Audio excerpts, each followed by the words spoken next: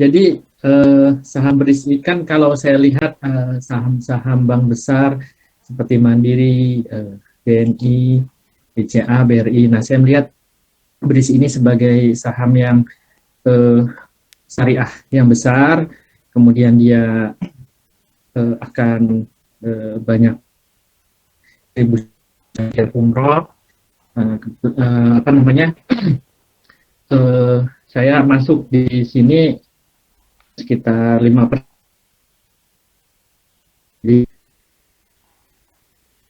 Jadi, apakah kedepannya akan menjadi salah satu besar seperti 4 bank tersebut? Dan kemudian saya sedikit membanding-bandingkan juga dengan BTPN Syariah. Nah, cuman saya lihat BTPN Syariah, BBV-nya saya lupa, cuman sudah agak tingginya. Jadi saya masuk ke BRIS, Pak. Kira-kira dari Bapak bagaimana, Pak, pandangannya, Pak? Sorry, tadi sinyal dari Pak Canang kurang bagus. Pak Canang beli BRIS di harga berapa? Saya average di harga 1.400, Pak.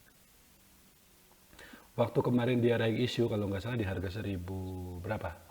1000 atau 1000 berapa sih? 200. 1200. Eh, Ikut ikut nebus nggak? ikut tembus, Pak. Oke. Jadi 1400 itu sudah termasuk hasil nebus. Iya, Saya jawab ya, Pak Canang. makasih, Pak.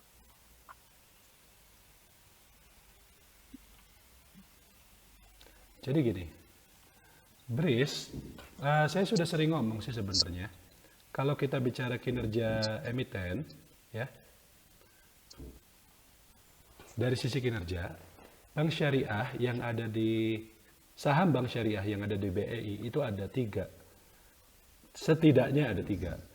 BRIS, ya, Bank BRI, Bank Syariah Indonesia, lalu BTPS, Bank BTPN Syariah, yang satunya lagi adalah PNBS, Panin Syariah.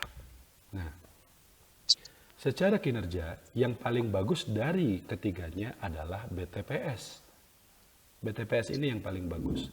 Dan BRIS sebenarnya bagus juga. Cuman ukurannya sangat besar. BTPS ini ya dia bank kecil. Tapi kalau BRIS, waktu dulu dia masih BRI Syariah itu agak kecil ya, nggak terlalu besar. Tapi begitu dia di merger dengan Mandiri Syariah, dengan apa namanya BNI Syariah, ya sekarang menjadi BSI, ya Bank Syariah Indonesia, ya aset dia itu sekarang sudah lebih dari 250 triliun. Mungkin bentar lagi mencapai 300 triliun. Nah, jadi dia sekarang adalah bank syariah terbesar di Indonesia. Dan dia tidak kalah besar dibanding beberapa bank konvensional. Tapi di luar yang empat itu ya. Kalau yang empat itu sih udah nggak mungkin kekejar, Pak. BCA, Mandiri, BRI, sama BNI, itu aset mereka itu udah ribuan triliun gitu, jadi jauh lah. Tapi kalau misalnya dibanding kayak Bank CIMB Niaga, Bank Danamon, atau bahkan Bank BTN, nah BSI ini atau BRIS ini itu dia bisa bersaing. Problemnya, problemnya justru karena ukuran asetnya yang besar itulah, ya, karena ukuran asetnya yang besar itulah, maka laba bersihnya dia juga harus besar.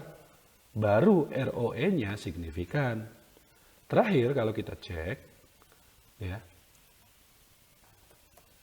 BRIS ini, ya, ROE dia, nah ini juga sebenarnya nggak bisa disebut jelek juga, 15,5%. Gede Pak, betul. Tapi dengan kemarin perusahaan right issue, berarti kan dia dapat duit tuh. Dia ekuitasnya nambah, salah satunya dari Pak Canang. Ekuitasnya nambah, artinya apa? Kalau labanya tetap, ROE-nya turun. ROE-nya turun. Jadi menjadi sekitar mungkin 11-12%. Dan itu ya agak jauh sih dibandingkan dengan BTPS ya. Kalau kita dengan BTPS, mana itu? Sorry. Nah, BTPS itu ROE-nya dia itu mencapai 22%. Jadi BRIS ini Tadi Pak Canang bilang kalau valuasinya dibandingkan dengan BTPS, dia murah. Betul. Tapi jangan lupa kinerjanya dia juga tidak sebagus BTPS. Padahal, ya, BRIS ini udah diistimewakan loh. Sangat-sangat diistimewakan. Tahu cerita yang di Aceh itu? Yang semua bank harus pakai bank BSI sekarang? Jadi katanya kalau kita ke Aceh, Anda bawa ATM BCA nih, Anda nggak bisa ngambil duit dari ATM BCA. Karena di sana cuma ada ATM BSI. Kalau kita bayar di Alfamart, debit gitu ya, itu debitnya juga BSI dan segala macam lah. Sudah diistimewakan. Tapi masih ini. Tapi menurut saya bukan karena manajemen jelek atau apa. Manajemen hanya perlu waktu untuk mengelola dana yang baru masuk nih dari right issue, kemudian dari hasil mergernya juga sehingga sekarang menjadi besar dan seterusnya. Jadi kalau misalnya saya bilang, kalau pertanyaannya adalah bisa nggak BRIS menjadi bank syariah terbesar Indonesia? Kalau bank syariah sih dia sudah menjadi yang terbesar. Kalau bank baik itu syariah maupun konvensional yang terbesar bisa juga, tapi itu masih perlu waktu, Pak. Masih perlu waktu. Menurut saya tidak akan dalam waktu dekat ini 1 tahun atau 2 tahun lah. Nah, di sisi lain evaluasinya meskipun memang tidak terlalu mahal, tidak bisa disamakan dengan tidak mencapai seperti BTPS, ya tapi nggak terlalu murah juga. Jadi kemungkinan menurut saya Pak, pergerakan BRIS ini bakal kurang lebih sama seperti MTEL, Mitratel, yang 2 tahun lalu saya prediksi bahwa MTEL ini akan di situ-situ aja, 700, 800, 900. Maka untuk BRIS, menurut saya dalam setahun ke depan, 2 tahun ke depan, ya dia juga akan di situ-situ aja. Memang masih ingat kan dulu waktu 2021 awal BRIS ini sampai sempat 4.000 ya. Itu karena faktor euforia saja. Karena orang yang nggak ngerti, dikiranya kalau sudah merger kinerjanya bakal langsung bagus dan seterusnya. Padahal kan nggak begitu. Itu cuma penggabungan perusahaan, tidak mengubah kinerja perusahaannya secara saat itu juga. Dan benar ternyata kemudian sahamnya turun.